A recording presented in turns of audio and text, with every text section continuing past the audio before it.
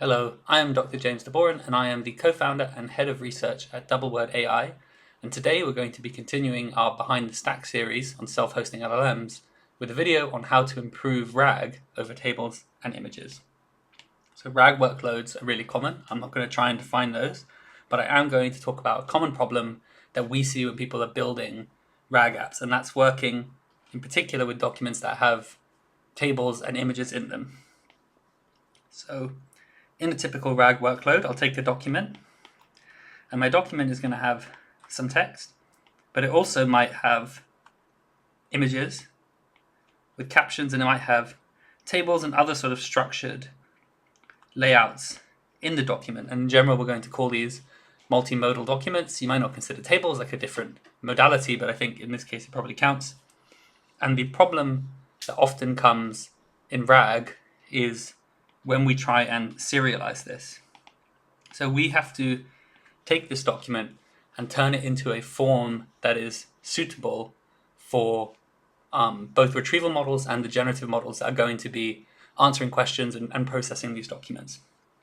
And the problems with this is that both of the images and tables often break the serialization process. Obviously, for images, it's quite clear why that might not work.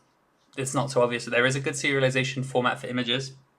And for tables, it's a bit more subtle, but especially tables that have been turned into images, the serialization process is very noisy.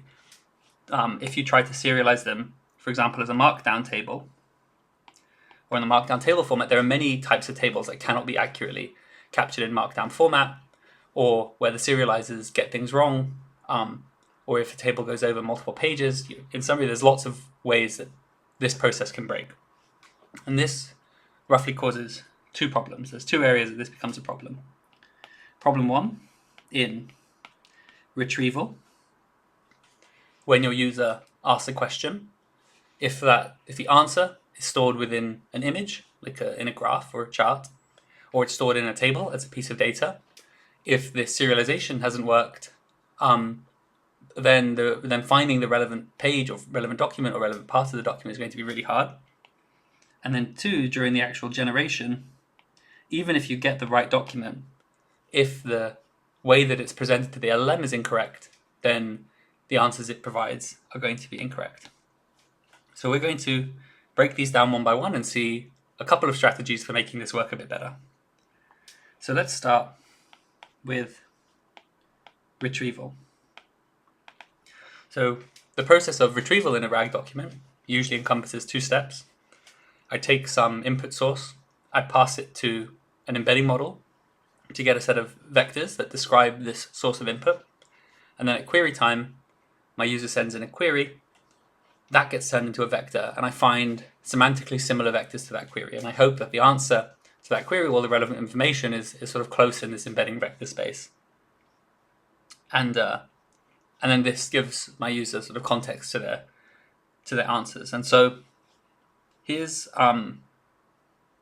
two ways that we can take like a multimodal document and improve its retrieval process so that images and tables become part of that process, or become usefully part of that process.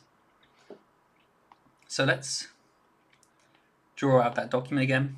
So I have a document with some text, with an image, with a table, maybe some more text.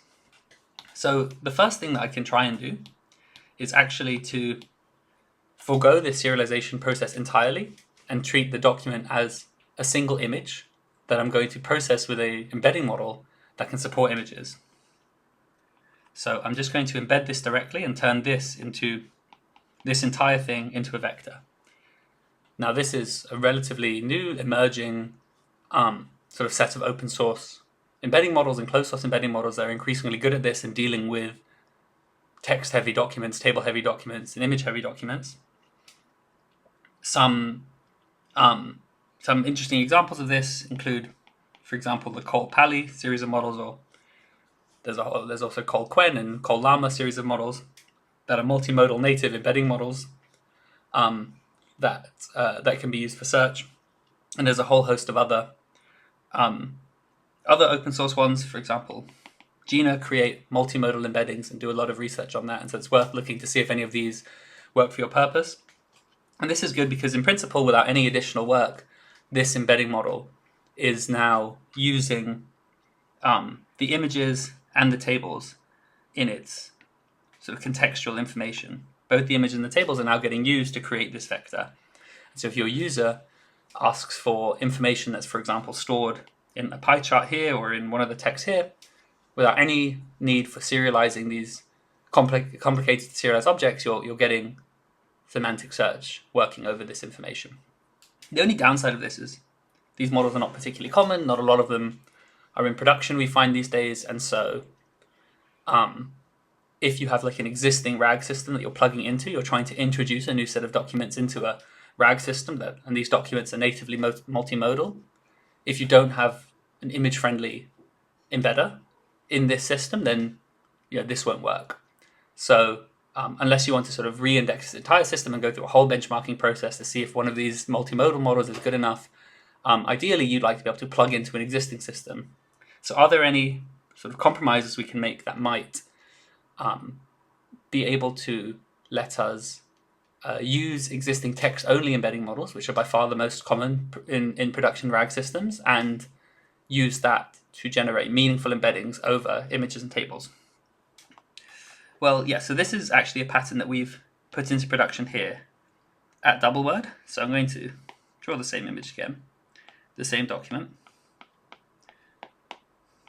What we do is we use some sort of system. That the first step is that we take some sort of system that can segment different modalities or different like parts of a document. So there's quite a few systems that do this, but what it can do is sort of highlight these different sections, and it will highlight this as an image, highlight these as text,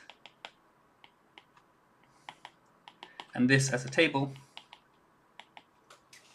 and then this sort of contextual, and these elements that are sort of contextually similar to each other or structurally similar to each other, these are what make up your chunks when you chunk your document. And there's a bunch of services that do this. Cloud providers like AWS Textract does this, Azure Document Intelligence does this, and there's open source systems that do this as well. So you identify all of the parts in your page, and then maybe on your text parts you run like an OCR engine over it. Like this is a pretty standard RAG workflow. But then what you do for the images and tables, for example, a pretty standard workflow would be to try and run this through something that can turn tables into Markdown. But like I said before, this is quite a lossy process. Not all tables can actually be accurately displayed as Markdown. So what we can do instead is we can send these images and the tables, we can send to a multimodal model. For example, OpenAI have plenty, as do every API provider has multimodal models. There are open source multimodal models. The Llama 3.2 series of models are multimodal. And what this will do is produce a summary of these objects. It'll produce a summary of the image. Maybe you can use the caption alongside the image. It'll produce a summary of the table. And then this summary we can put straight into the text embedders and store them. And now the image and the tables alongside the text will show up in your search in a meaningful way. Like this summary is obviously lossy. It's not going to be perfect. There's going to be certain bits of information it doesn't capture, but this is obviously better than just ignoring these or having an incorrect serialization in a table, for example. And so this way we can have this document be part of existing text-only production RAG systems, but actually extract semantic usefulness out of the tables and images. So finally, the last thing we need to do is at the generation step, and this is actually the easiest. We can, again, similar to the multimodal embedders, probably the best thing to do to bypass issues with serialization of images and tables is just to pass the entire PDF or document type as an image to a multimodal model.